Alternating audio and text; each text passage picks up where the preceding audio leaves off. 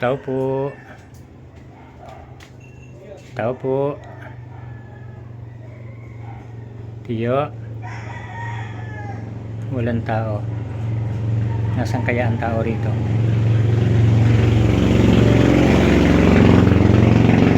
Walang tao rito.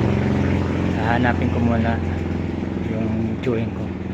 Bahay po ito guys nung tiyuhin ko. Kababalo lang niya, namatay yung kanyang asawa ng mga nakaraang buwan. Ayan, parang siguro dito sa ano, meron kasi dito ng ano manukan, yung mga alaga niyang pansabong. Hahanapin ko muna. Tara guys, samahan niyo muna po ako. Saan kaya? Dito. Wala naman.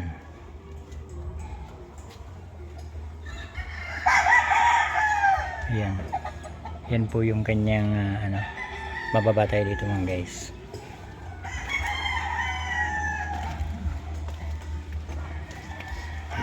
Ay, ayun. Ayun pala. Yo.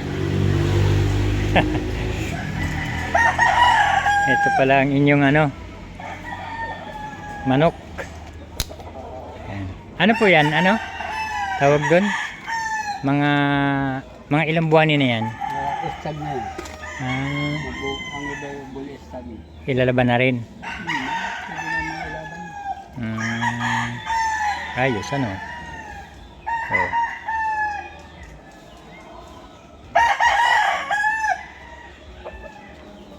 Ayan. Kapatid po yan ng ano, ng mama ko. Busy. Ito na lang po ang kanyang pinaglilibangan. Yung mag-alaga ng manok kasi wala naman po yan, hindi naman naglalayas. Hindi naman po yan na pumupunta kung saan saan.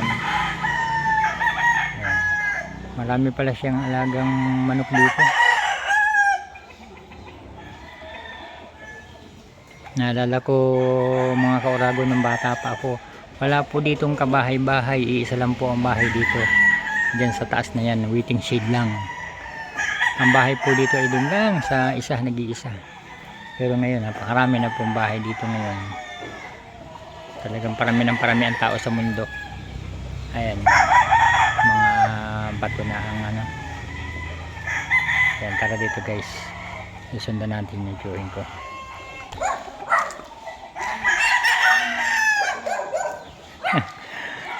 May mga tao talaga na mahilig mag-alaga ng manok na.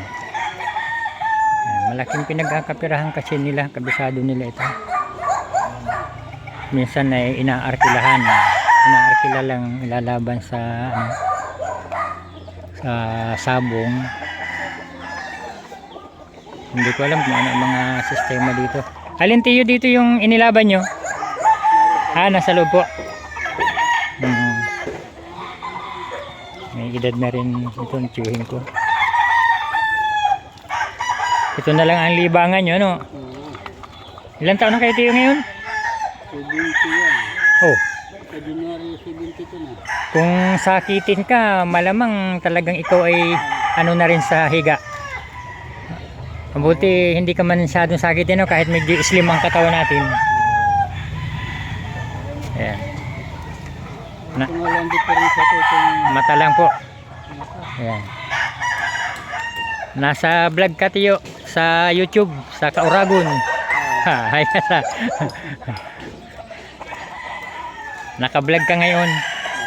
At i-vlog natin ang ating ano, farm. Ang iyong farm ng Tiksasan ni Katutoy. Yan po, kilalang kilala po yan dito. Sa pangalang, anong tawag nga tiyo dito sa iyo? Lakson. Lakson.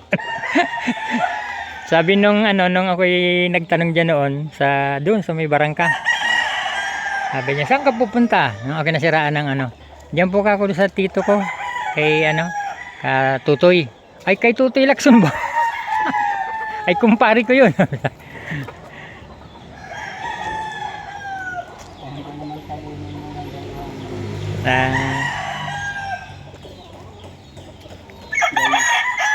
Dalawang linggo italunin ko yun. Sino alin po? Yung Lakson. Yung kaya tinawagan kayo Tutoy Lacson. 2 linggo. 2 linggong straight. Araw-araw yun, ay di 14 manok. Ay, grabe ano. Ay Walang nakalusot. mas isa. Ay, saan po yan? Dyan sa sabungan mismo? Dito, sabungan dito sa atin. Dyan sa Tanay? Yung may sabungan pa dito. Hmm. Ay, ng farm na yan dito sa sabungan. Oo. 2 linggo pala o di nakalusot. Dito kami, kari na kayo. Ay, gusto makabawi. Ayan, mga kauragon. Nakakatawa din naman na kumbaga kaysa naman sa siya ay naka-standby lamang, walang ginagawa. Tama nga naman, may napaglilibangan. Dahil dito Tiyo, medyo nalakas-lakas ang katawan Dahil siyempre, yun. May ginagawa ka, na-exercise ka, nalilibang. At nagkakapera. Dati nga, naglalakad ako dito, nangangatog ang tuhod ko. Nang bago lang kayo Gagaling ko sa Ayan. Shout out po mga kauragon.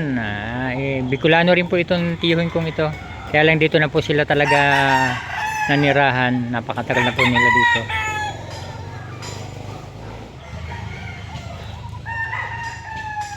Ito mga bago pa lang po yan, hindi pa napapalaban niya, mga bata pa. Pero parang ang tataas ng porsyento pa niya, Ang mga mukha ay parang mga agila ang mukha. Ito, ang ganda nito. Ay, gustong gusto nga po yun na punta rito. Sabi ko kala ko nga sasama nitong pagbiyahe ko. Sabi niya, ang alam niya, makakasama kita ron. Sabi kumusta naman si Tutoy? Sabi ko nagkasakit din kako yun. Nagkaroon kako ng diferensya ang mata, kaya lang nakareer goberman na kako ngayon. Yun naman, si Tiasita naman kako ang nauna pa. Kako nagpaplanong sana makauwi ng Bicol at makapasyal-pasyal nga. Kaso nga dami namang iniintindi kako at may mga alagang manok yun. Di bali kung mga ordinaryong manok lang kako na pwedeng iwan-iwanan. Mga Texas kako yung inaalagaan niya. Ang ganda dito sa lugar na ito, mga mapresko. Kahit matindi ang sikat ng araw, hindi ka masyadong tatamaan, hindi ka mabibilad kasi nga maraming puno.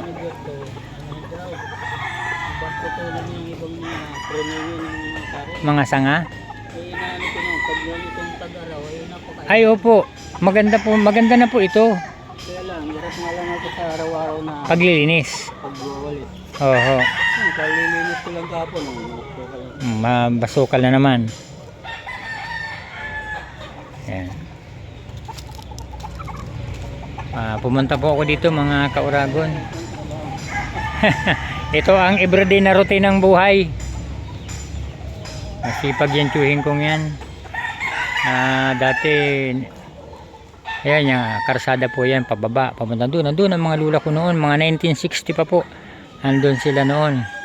Yung gulong ng, naalala ko yung gulong ng motor, pinapagulong ko dyan pababa. Ayan, dire-diretso bibitawan ko yan dyan. Habol ko yan.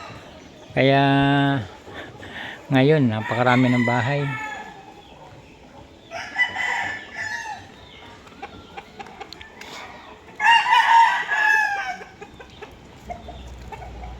Ito po yung pinaglilibangan ng aking tiyuhin, ang kaniyang tiksasan.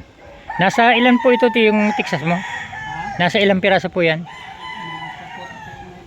Aba, marami na rin pala. Nasa 40 na po pala ito. Marami na pala ito. Malaking halaga din po mga kauragon ang mag-alaga ng ano.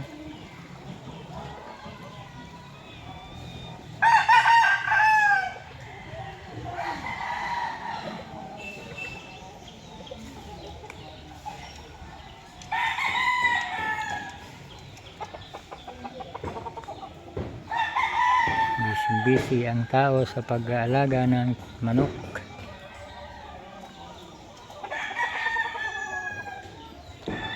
So yun lang po mga kauragon. Shout out po sa inyong lahat. At sana po ay patuloy niyo pa po akong suportahan sa aking maliit na channel, ang Kauragon Channel. Yung hindi pa po nakapag-subscribe, please subscribe po. And pakishare na rin po yung aking mga ina-upload na video. Maraming salamat po sa inyong patuloy na pagsuporta at panonood ng aking mga video. At ingat po kayo palagi. I love you all. God bless you po.